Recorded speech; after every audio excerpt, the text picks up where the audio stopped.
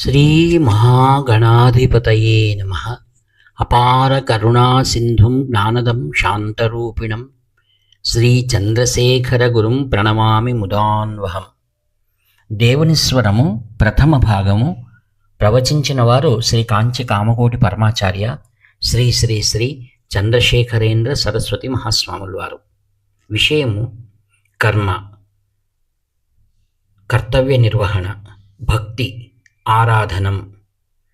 శంకర భగవత్పాదులు తమ భౌతిక పాశాలను విడనాడి ముక్తిని పొందబోతున్నాడని తెలిసిన వెంటనే సామాన్య శిష్యులు ఆయన చుట్టూ చేరారు.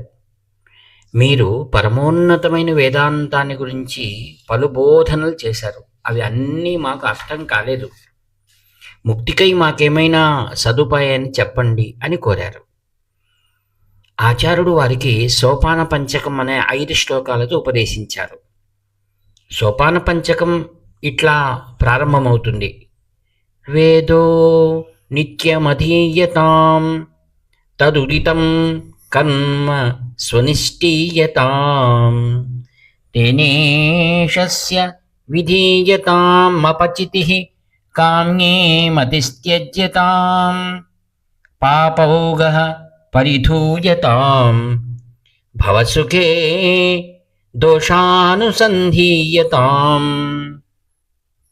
ఆత్మేచ్ఛా వ్యవసీయతాం నిజగృహత్తూర్ణం వినిర్గమ్యతాం. దాని భావము: వేదాలు చూపిన మార్గాన్ని రోజు అనుసరించాలి. వేదాలు చెప్పిన దైనందిన క్రమాన్ని, అనుష్ఠానాన్ని పాటించండి. ఇదంతా భగవదారాధనగా భావించి చేయండి. కోరికలకు లొంగిపోకుండా, ఇచ్చ వచ్చినట్టు చేస్తూ పోకుండా, లోకశ్రేయస్సు కోసం ఎవరికి ఏది కర్తవ్యంగా చెప్పబడిందో దాన్ని నిర్వహించాలి. ఈనాటికి శ్రద్ధగా వేదాలు విధించిన కర్మలను ఆచరిస్తున్న వారు ఉన్నారు. పూజలు, ఉత్సవాలు, భజనలు ఏర్పాటు చేసేవారు కూడా ఉన్నారు. వీరంతా వేద విధుల ప్రకారం కర్మానుష్ఠానం చేసేవారిని చూసి, వేదం ప్రకారం కర్మలను చేయడం వల్ల లాభం ఏమిటి? మనస్సును కరిగించేటట్టు కాస్తైనా భక్తి లేకపోతే వీటి ఉపయోగం ఏముంది అని అడిగి వారి గురించి తక్కువగా భావిస్తారు. కర్మ మార్గాన్ని పాటించేవారేమో చేసేదానిలో శ్రద్ధ లేదు, మనసు లగ్నం కాలేదు, గంటలు వాయిస్తూ, తాళాలు కొడుతూ, చిరుతలు చప్పుడు చేస్తూ ఆడంబరంగా భజనలు చేస్తే సరిపోతుందా అని ఎదురు తిరిగి ప్రశ్నిస్తారు. ఆచార్యుడు సోపాన పంచకంలో చెప్పింది చూస్తే వేదకర్మలనే ఈశ్వర పూజలాగా చేయాలని అంటున్నారు. కర్మలను చేయాలి, ఈశ్వరుని కూడా మర్చిపోకూడదు. కర్మలను ఈశ్వర సమర్పణగా ఆచరించాలి. ఇది చాలా ఉన్నత స్థితి. అనాసక్తంగా ఈశ్వరునిపై ధ్యాస పెట్టి కర్మ ఫలితాన్ని ఈశ్వరునికి అర్పించి కర్మలను ఆచరించటం సామాన్యులకు సాధ్యపడదు. సామాన్యులు ఏదైనా పని చేయటం మొదలు పెడితే ఈశ్వరుని గురించిన ఆలోచన తగ్గిపోతుంది. అందువల్ల కర్మ, భక్తి విడివిడిగా ఉండాలి. కాలం గడిచే కొద్దీ భగవదర్పితంగా కర్మను చేయటం అనేది అలవడుతుంది. లేదా పూజలను చేయడమే ఒకరి కర్మగా మారిపోవచ్చు.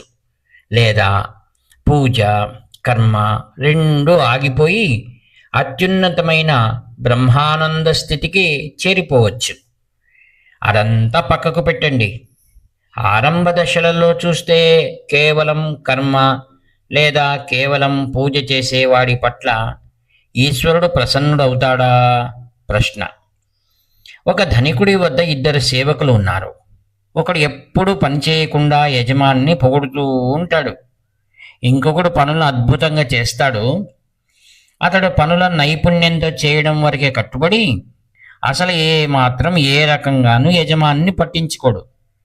సామాన్యంగా గమనించేవాడికి దగ్గరే ఉంటూ పొగుడుతూ ఉండేవాడే యజమాని దృష్టిని ఆకర్షిస్తాడు అనిపిస్తుంది. యజమాని వెరివాడైతే అతడదే చేస్తాడు. అతడు వివేకవంతుడైతే కనిపించకుండా తన పనిని తాను చేసుకుపోతున్న సేవకుడిని ఎక్కువగా ఇష్టపడతాడు. భగవంతుడు వేరే యజమానిలాగా కాదు కదా. ఆయన తన్ను పొగుడుతూ కూర్చుంటాడు కదా అని కేవలం తన్ను ఆరాధించే వాడి మీదే అనుగ్రహాన్ని కురిపించి ఊరుకోడు. తాను విధించిన కర్మలను చేసేవారి పట్లనే మరింత ఇష్టాన్ని కలిగి ఉంటాడు. కానీ కేవలం కర్మ మార్గంలో ఉంటూ పని పని అంటూ పనే లోకంగా ఉంటూ హృదయంలో ఏ ప్రేమ లేని వాడికి భగవద్ అనుగ్రహంలో నిండు ఆనందం లభించదు. మనం చేసే కర్మ ఏ రకంగానూ లోటు లేనిదైతే ఈ భావనతో చేయాలి. ఈ లోకం పరమాత్మ తయారు చేసినది. మనుషులంతా ఈ అన్ని లోకాలకు సర్వసామ్రాట్టు అయినట్టి ఆ భగవంతుని ప్రజలు. అందువల్ల వారంతా నావారే, నా సోదరులే. రాజుగా ఉండటం మాత్రమే కాక పరమాత్మ తనకు తల్లి తండ్రి కూడా. మనమంతా ఆయనకు సంతానం. అందువల్ల అంతా మన అన్నదమ్ములే.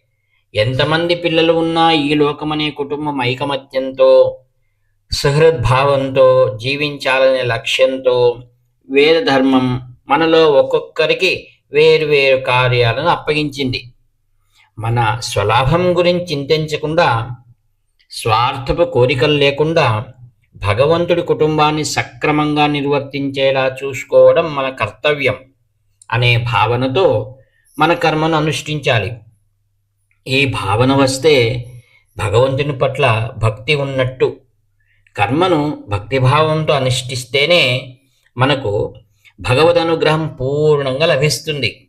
అట్టి స్థితి వచ్చేదాకా కర్మనే భగవంతుని భక్తిగా చేసే వేళ ప్రారంభ స్థితులలో విడిగా పూజ భజన అవసరమవుతాయి.